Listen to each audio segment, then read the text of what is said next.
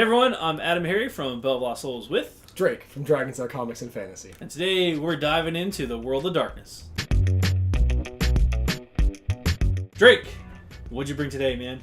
Today I finally have the 2 new source books for the new edition of Vampire the Masquerade. Yep. We have the supplements for the Anarch and Camarilla factions in World of Darkness. Vampire the Masquerade. Yes. These books are from Modiphius. They are set in, again, the World of Darkness as supplements and source books, guidebooks for your Anarchs and your Camarilla adventures or setting. Completely. Yeah. So, it's really cool stuff. They're finally out. Again, we're not going to get into the controversy surrounding what had happened before, but just know they are now in stores. So that said, let's go ahead and dive on it. Drake, we've got Camarilla, or Camarilla, I don't know how to say it correctly. They're going to bite me for it. Sorry. And Anarch. These again, which one do you want to start with, man? Let's go through the old world. Let's look at it. Real quick too, bring the Anarch back. We've got essentially old school vamps, new school vampires. Yeah. Now they get into all the different bloodline stuff. It's not what I mean by old school vamp. I mean like the oldest. This kind of like the cultural noble. Yeah, I mean Gothic old school like royalty. Yeah, Gothic royalty. That's what I mean by old school vampire. They have traditions and stuff like that. Anarchs are on the other end of that kind of spectrum where they don't have as many traditions. They're a little bit more wild. They still have old vampires, obviously, but they don't. But they live on this. They live on the streets. Not on the streets, but they're more street level. They're out and among people, among humans. Vampire nobility, essentially, not nobility, but no less of a threat. Vampire punk. Yeah, punk vampires. Yeah, something like that. Anyway. We're starting with the Camarilla, right? Yes. Cool. Here we go. Just a heads up before we go any further, too. These books are 18 and up.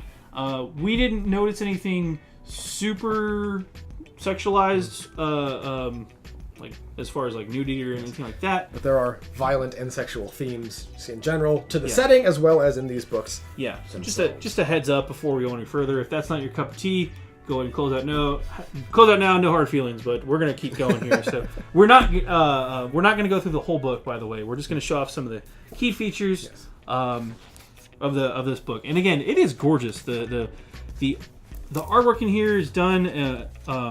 It's a mix of like actual like hand drawn painting stuff, and then also some live action shots. Yeah, there's also manipulated like, photographs. Yeah, and it's got photographs and stuff like that. Table of contents is fairly big, as you can see. It's a very dense book. The pages themselves are really nice. It's like an actual like. Yeah, it feels good. Yeah, it's like a photo like a textbook.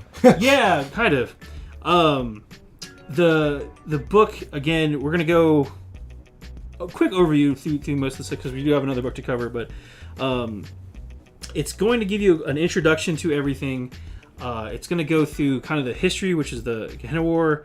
It's going to talk about some of the factions. It's got the whole court that you're going to be running through. Got the different Kindred Clans, which if you're an old school fan of the World of Darkness setting, you're going to recognize a lot of the stuff. Mm-hmm. And then this final part is when we get into the rules. And if you notice here, it's like maybe 20 pages of rules compared to the rest of the book. And this is easily a 200-page. Not even. It's like 10. Yeah, exactly. So very small amount of rules. All of the text in here, or the vast majority of text in these books, is also written, kind of like we said, as a in-game, first person in-world, perspective, which is very good. And they even have the disclaimer at the top: "This is fake. This is horror fiction. This is horror fiction. Any similarities to real world is not intentional. It is meant to be unsettling and a little close to home." And again, it does contain graphic depictions of sex, blood drinking, drugs, violence, abuse, political oppression, coercion, occultism, heresy, and many other potentially upsetting themes. So this is, again, 18 and up. Here we go.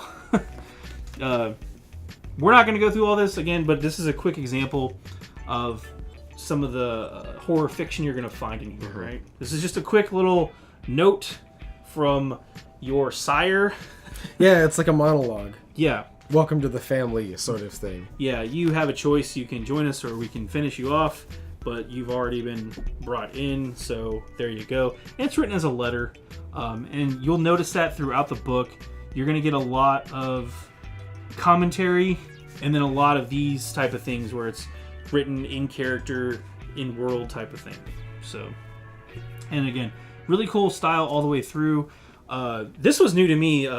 I've followed the World of Darkness setting kind of from the borders, if you will, from the edges for a very long time. It's always been intriguing to me.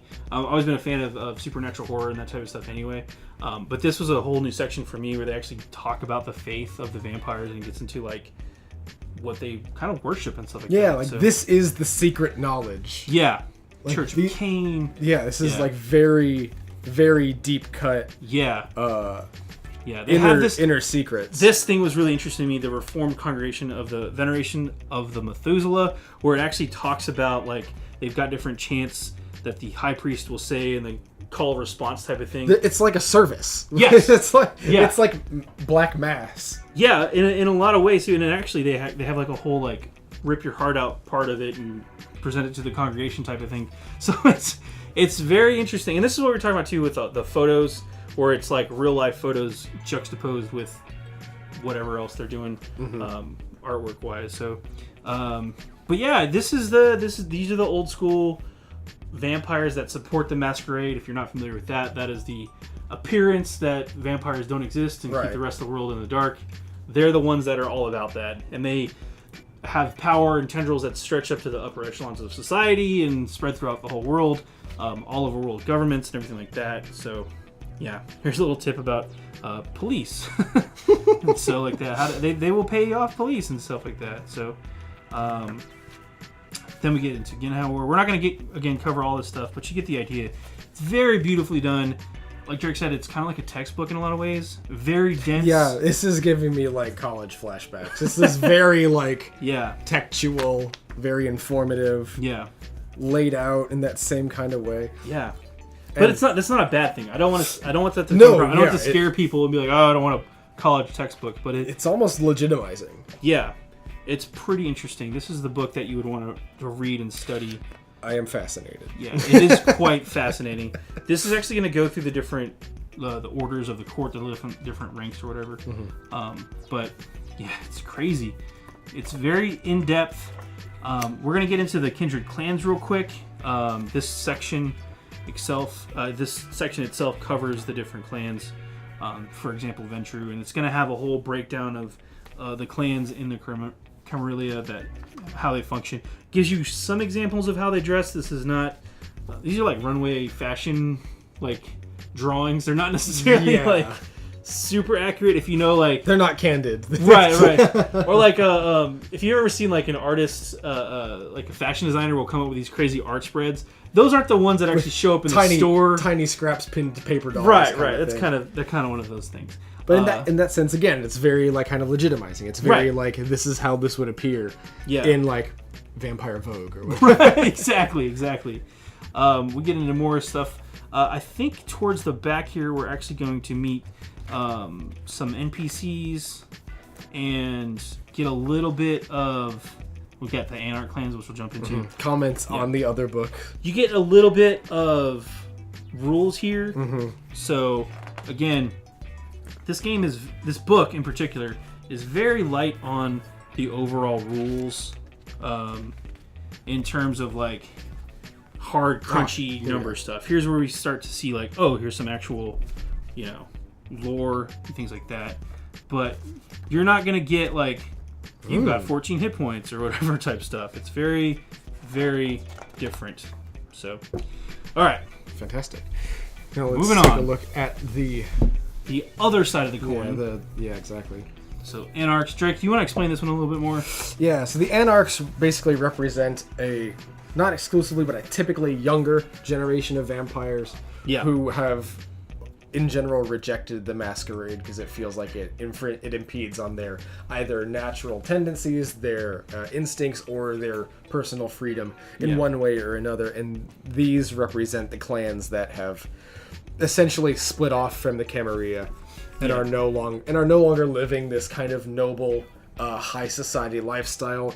They're very grunge, very punk, very more street level. Exactly. They're not in office buildings, they're in like back alleys or the fast food restaurant. right like, though probably not, but Depends on what you mean by food. Dun, dun, dun, no. Blood banks. That's what I was talking about. Yeah. Again, the Anarchs are different. They're the...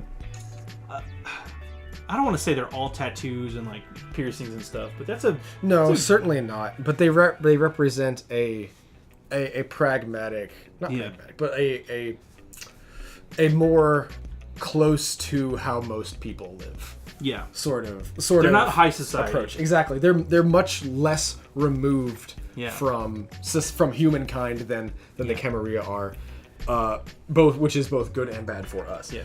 And again, the way the book is presented, it's done kind of first, second-hand accounts. It's written towards the reader. It's written for the reader as like a narrator is speaking to you. A lot of that stuff is going to be very similar to what we saw before.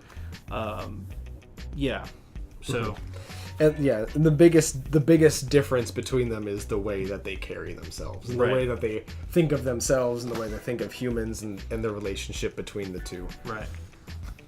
Yeah. It's just more. Yeah. The aesthetic of the books are very dramatically different, as well. Like these are like hand drawn. The formatting of the text is mostly the same, but the tone, especially in that prose, is very, very markedly different. Yeah.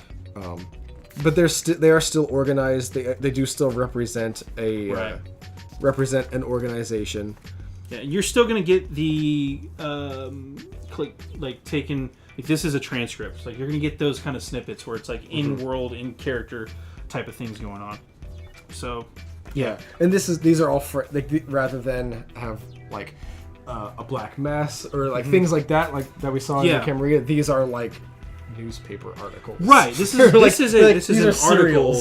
Yeah, this is the third article in her series where it kind of goes through stuff like that. Reflective of how the two factions communicate in the world. Right. And again, it has a disclaimer at the front. It's not real. Horror fiction. It does talk about the Church of Cain, which we saw a little bit about, but it's done in a different way, presented in a different way.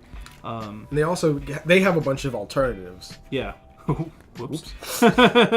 Yeah, where they are not held to even that one kind of unifying church. The Anarch have a bunch of different worships or different theologies or philosophies or stuff like that because they are kind of represented as this secular kind of...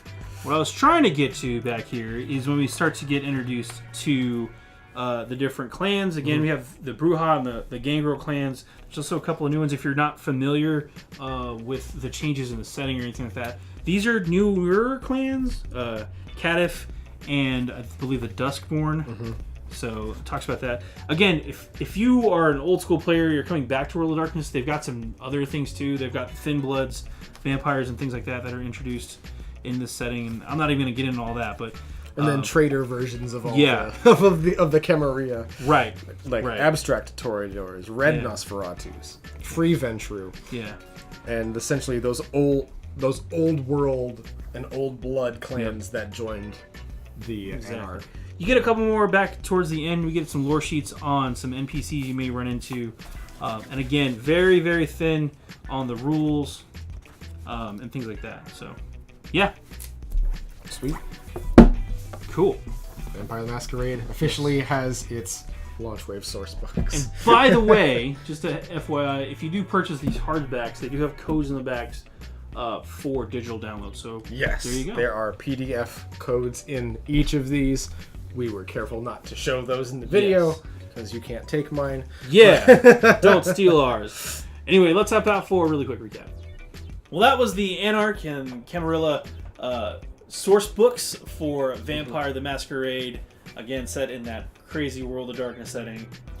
Yeah, good stuff, man. A lot of really dense, interesting prose. Mostly fiction. There is some specifics as far as different clans and how they function. Yeah, but most of it is. To be fair, it's all fiction. Yes. Okay. Yes. It's all fiction, but prose. But there's I would say it's like 99%. World building, and atmosphere, background, setting, and then like 1% is just like here's some rules. Yeah.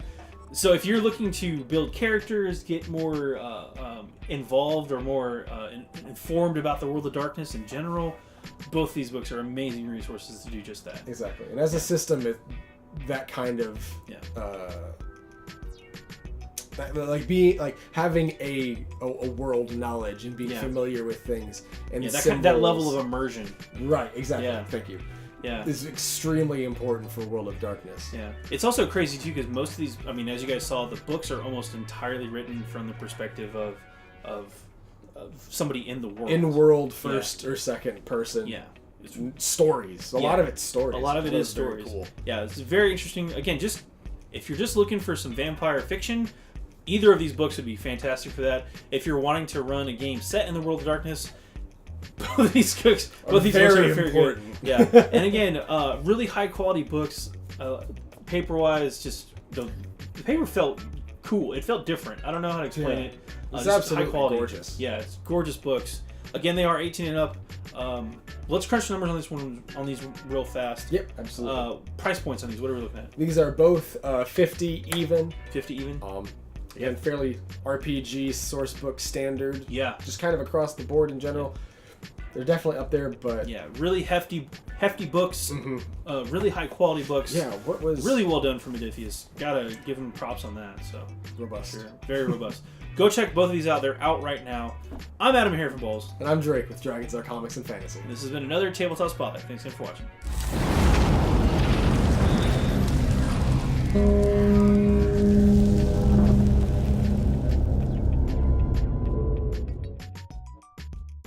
Tabletop Spotlight, brought to you by Dragons Lair Comics and Fantasy. Click to subscribe. Check out more videos. And thanks for watching.